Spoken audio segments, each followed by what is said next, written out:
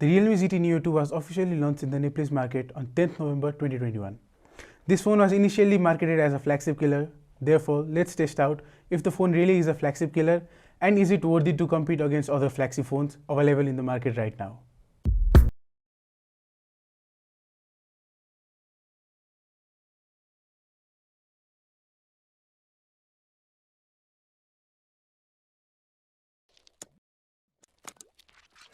The Realme GT Neo 2 comes in a beautiful black colored box. Thus, they have omitted their usual pattern and changed their box color to black.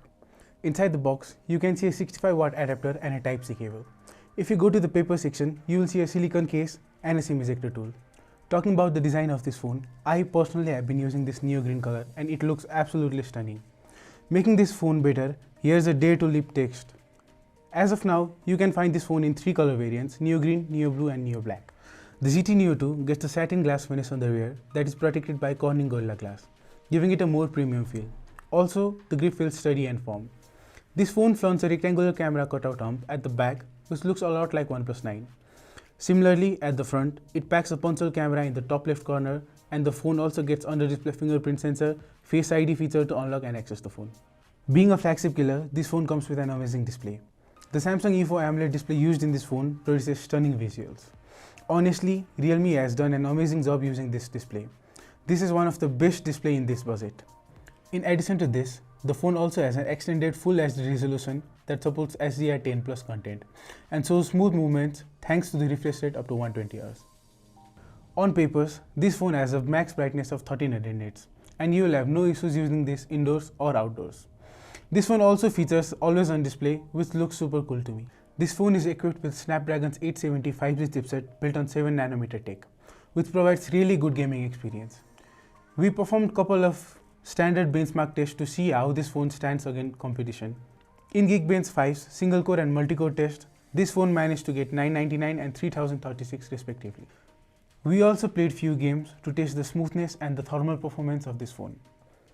After testing the games, this phone proved to deliver good gaming experience even after constant use without a sweat, as the company claims. Right now, the Realme GT Neo 2 is available in 8GB RAM plus 128GB storage in the Nepalese market. Talking about the cameras, the Realme GT Neo 2 houses a 64MP primary camera at the rear that is followed by an 8MP ultra-wide camera and a 2MP macro camera whose apertures are f1.8, f2.3 and f2.4 respectively. For selfies, there is a 16MP camera that has an aperture of f2.5. Images taken from this phone are truly awesome. This phone is able to produce crisp and sharp images taken in challenging and tricky situations as well. Also, the front selfie camera is equally good and it does produce good images. However, the photo might look pinkish even after turning off the beauty mode, and that is being liked by many whereas disliked by many. But you do get various modes in the camera app like the night mode, portrait mode, street photography mode, and the ability to optically zoom up to 5x, whereas you can go up to 20x in the digital zoom. This phone is powered by 5000 mAh battery and the battery life of this phone is really good. This phone lasted me about 2 days with normal usage. And the best part about this phone is Realme ships this phone with 65-watt fast charging. The charger is capable of charging this phone to 100% within 36 minutes. This phone comes with Realme UI v2.0 on top of Android 11, and due to a lot of bloatware, you will have to take out time to uninstall irrelevant apps. Thankfully, unlike some custom skins, Realme UI allows buyers to thoroughly customize their home screens by installing third-party icon packs, etc.